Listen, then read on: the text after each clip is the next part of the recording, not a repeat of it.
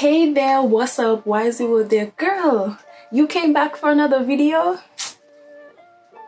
Thank you so much. I appreciate you. Mwah, mwah, mwah. Sending virtual hugs. Once again, if you are new here, my name is Verena Lake and welcome to Melanated Messages, where I do in-depth tutorials for makeup beginners and also people with hooded eyes. This is the main focus of my channel, but today we're not going to be focusing on the eyes. I came here to give the girls an in-depth explanation, on how to get a flawless base. So we're speaking about all the other real estate on your face hair. Okay, we're not going to be talking about the eyes. I just want to say, please, I'm begging you, please apply makeup to a clean face. So now that I've gotten that out of the way, let us go ahead and start this tutorial. When I prep my face, I don't always show it on my channel, but I do have a sunscreen here. Please, especially if you are a black girl, listen to me. Black doesn't crack, but baby, it burns. Yup. Okay, sis, so I'm just going to put a little of that on my face just for demonstration purposes. And this is a physical sunscreen. Physical meaning there's no chemicals in it. You want to get a sunscreen like this because it actually blocks the rays from your face, as opposed to chemical sunscreen that just absorb the rays and make it sit on top of your skin. I use two primers. This one is mattifying, this one is hydrating. This one is from Sacha Cosmetics and the hydrating one is the Fenty primer. Now, why do I use two? I use two of them because I have oily combination skin and I get oily in this area here, my T-zone, where you see me applying the product. So I'm putting it on my nose bridge and hair. Now, because I have my eyebrows done, I am trying to, be careful with where I apply that. So now I'm basically going to put this hydrating foundation everywhere else where I didn't put the Sacha one. Okay, so I'm just gonna take some of that. And this actually feels very nice. This itself, it feels like a nice moisturizer and it does have a nice light scent to it.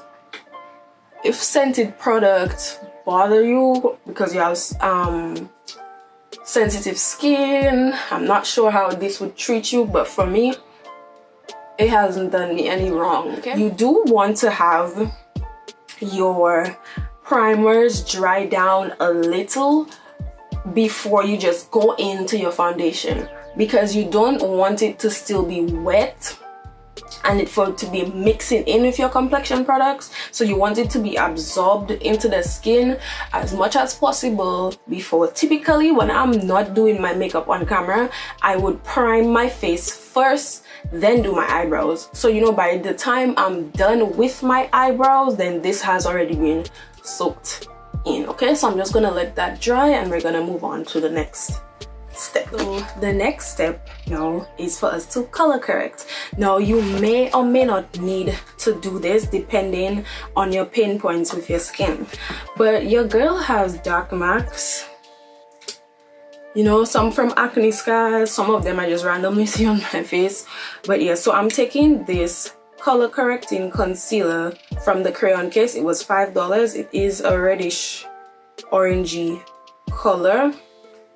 And basically what I'm doing is I'm putting it where I have dark marks on my face. Now, you don't want to use too much of this because you don't want to try to block the dark spots on your face, and then you put too much and now the red/orange actually peeks through.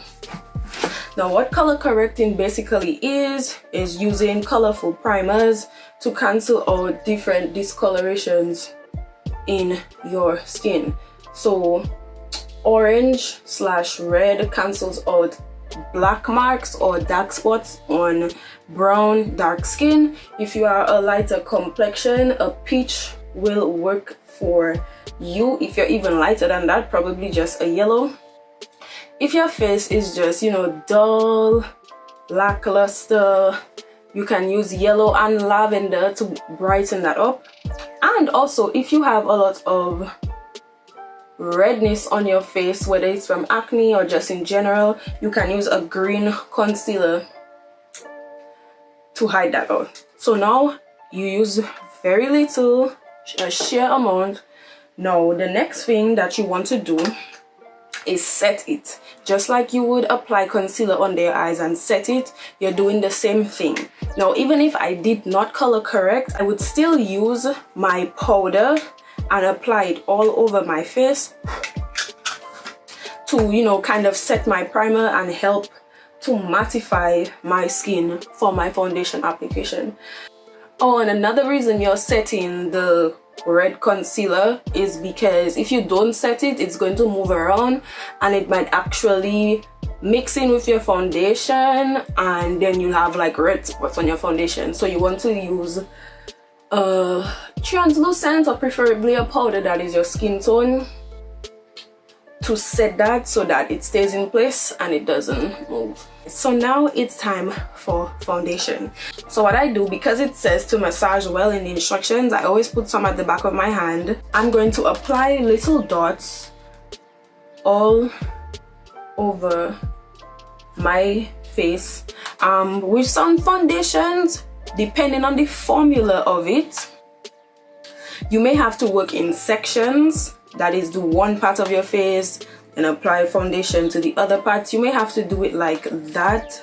If you have this Fenty foundation, I find that it works best when you kind of use your own finger to massage it in a little first. Then you take your beauty blender, your damp beauty blender. Girl, if you're out here using dry beauty blenders to blend your foundation, then square up, because I'm ready to fight you. Okay, sis, please use a damp beauty sponge. Now when I say damp, I don't mean dripping wet. I didn't tell you that. I told you damp. You want to shade match on your chest. The reason why, because as we age, our face changes color. Some people's face get darker as they get older, others people's face get lighter. But that's okay, that's completely normal, it's natural, girl, don't feel bad about it. But yeah, it could be very misleading for you to try to match a foundation only on your face, and then your face is actually darker than the rest of your body, and then now, or it's lighter than the rest of your body, and then now you're looking like a Duracell battery. So basically what I'm doing is I'm doing this to my beauty blender. So I'm tapping it against my face like that, but I'm not staying in one area.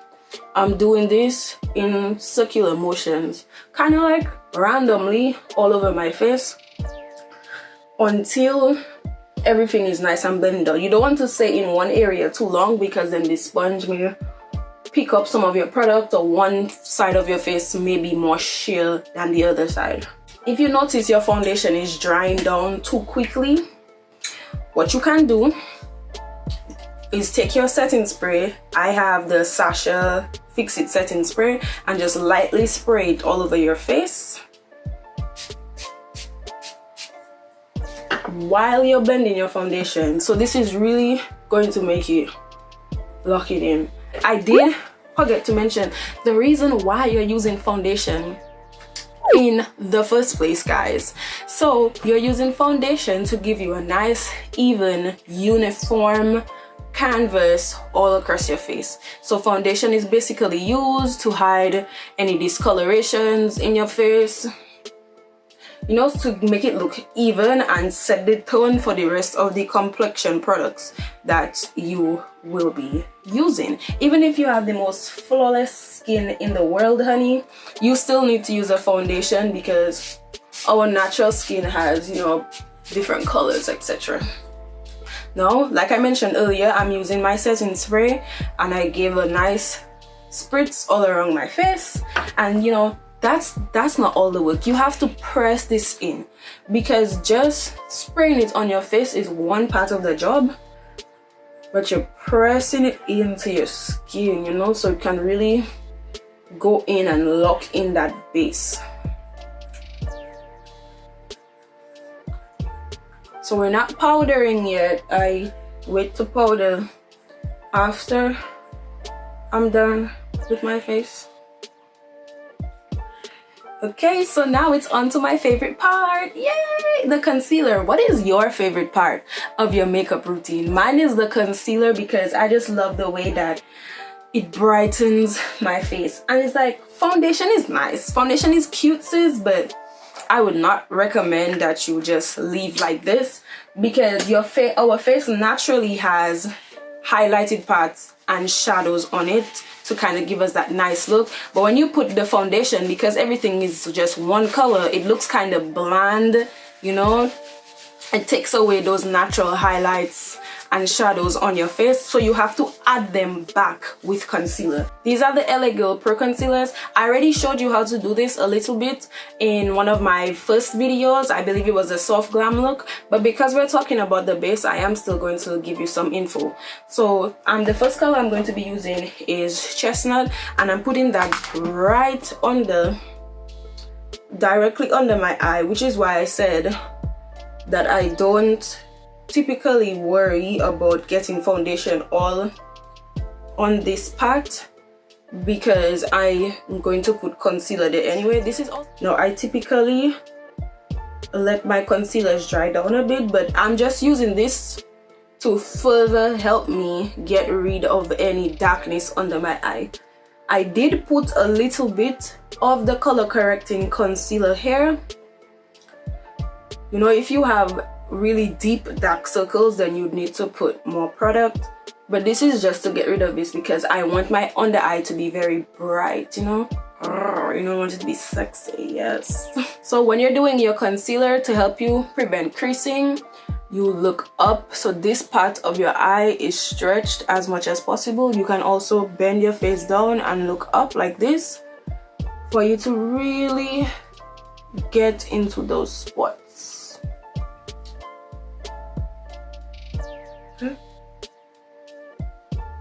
Now when selecting your highlight and concealer, the general rule of thumb is that you move 2 to 3 shades up to choose your concealer, or 2 to 3 shades down when you're choosing your contour. I recommend 2, you know, just so it wouldn't be too drastic. So yeah, I recommend 2. Basically what I mean by that, you know, when companies launch their concealers, they have either 50 shades, 25 shades, and they usually put it in order. So if your shade is number 10 and you want to choose a shade to highlight, then you would choose either shade 8 or 7. Same theory when choosing your contour. If your regular shade is shade 10, but you want to choose something to contour your face, you would either choose shade 12 or 13. Now, I'm using a concealer brush for me to apply my concealer under my eye because, you know, it just gives me more precision, more control. You know, it just puts me in charge of the situation. I can use the applicator and I do go over it sometimes, but I always use a brush. So I don't pass my nose really when I'm doing this. I do put concealer a little under my nose, which is what I'm going to show.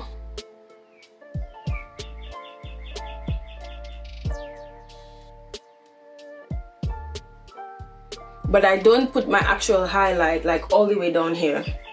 The reason why is because when I start blending it out, you're going to realize it's going to spread, because essentially that's what happens when you do it. And I also don't pass the end of my eye.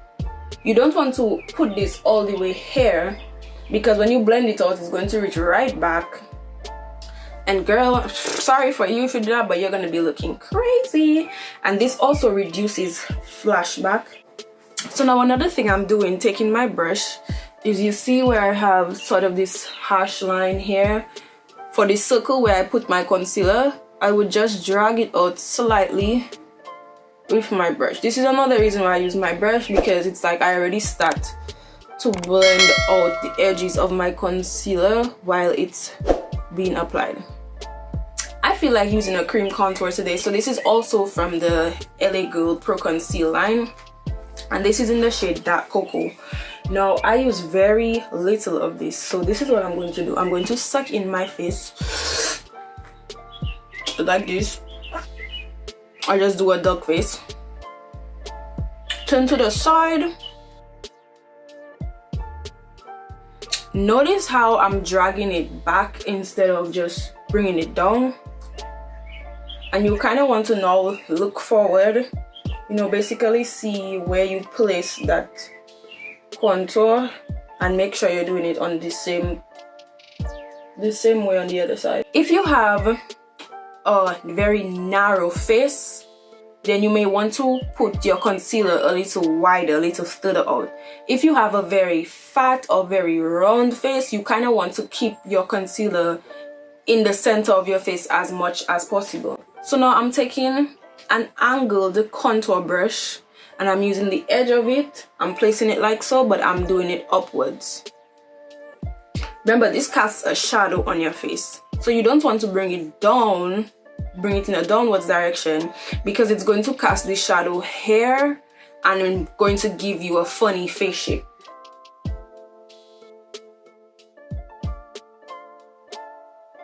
So now I'm going to take my beauty blender,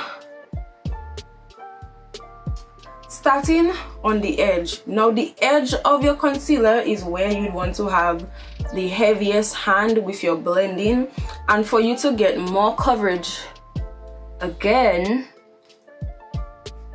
when you reach to the inner part of your eye, you just barely tap it because you want the coverage there.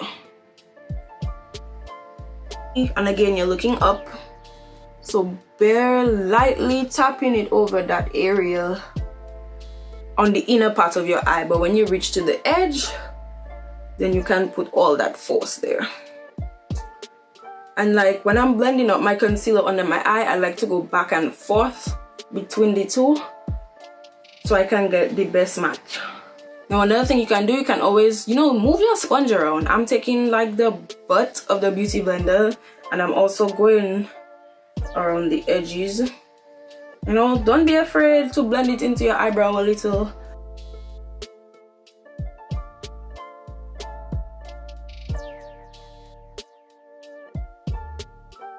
So the last shade is Warm Honey in the LA Pro Conceal, and I just do this. For this part, I basically just use the applicator. Now you see where it has that little line in the center of my face? Right here? That's usually all I put. So now I don't typically make this dry down too long. I do just give it, you know, a little minute. But then same thing, tilt my head down, look up, and lightly, not too much pressure, but essentially you're just blending it into that actual highlight color. So we're blending Warm Honey into Fawn. It's time for us to go ahead and set this cream contour that we put here, and I will be using the black Radiance True Complexion contour palette to do that. This is a very powerful product. So what I do, I just take the side of my contour brush, very lightly tap it in. I even dust it off too, because like I said, it is really dark, and when you're doing your makeup, you want to increase the intensity ever so slightly. It is easier to put a little bit of product and then work your way up, as opposed to putting too much at once and then now you're in trouble. And I'm going to take that powder and put it in all the places where I set my contour. Also, if you put too much contour or it's too dark or anything, if you make a mistake with your makeup, the easiest thing to do is just go over it with this sponge, and this is going to take away some of the intensity. So I can just go right over where I put my contour and just dim that down a bit. So I use the Sacha Buttercup powder. Just take your sponge, dip it off the back of your hand, stretch your face. Well, make sure that blended, stretch your face, look up and press that in.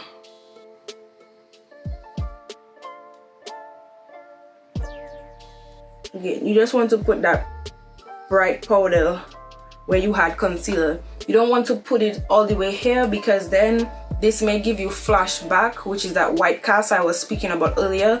I typically don't bake. It's just easier. The less powder you use, it just soaks into your skin a lot better. Now to set the rest of my face, I would use this nice big fluffy powder brush. It's so nice. What I would do first is just any excess powder that I would have under my eye, I just do this. Now I'm not putting a lot of pressure on this because I don't want it to disturb my concealer. Okay, very lightly. I'm using flicking motions like this, so now it's all in the flick of the wrist. Check. Then I'm going into my skin tone powder from earlier. I'm just tapping it like so. Take off any excess, and I'm just going to put this all over my face. I'm going to take my setting spray. So this is going to be the final spray that we're talking about.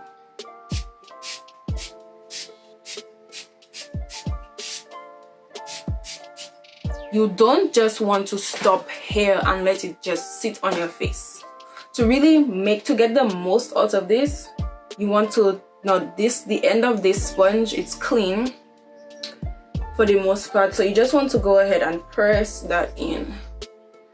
So after you've pressed in that setting powder, I'm just going to go back in with the contour palette, and I'm going to use the highlight shade here. I'm using an e.l.f. highlighting brush.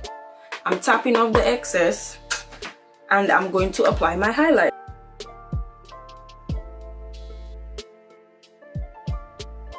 And then I go in and highlight my already big nose. If you made it this far in the video, congratulations, girl. You are done with your base. Look at how you achieved a flawless base, honey. It's like your skin, but better. We're looking snatched, honey. Period. I'm going to do my liner and my lashes off camera.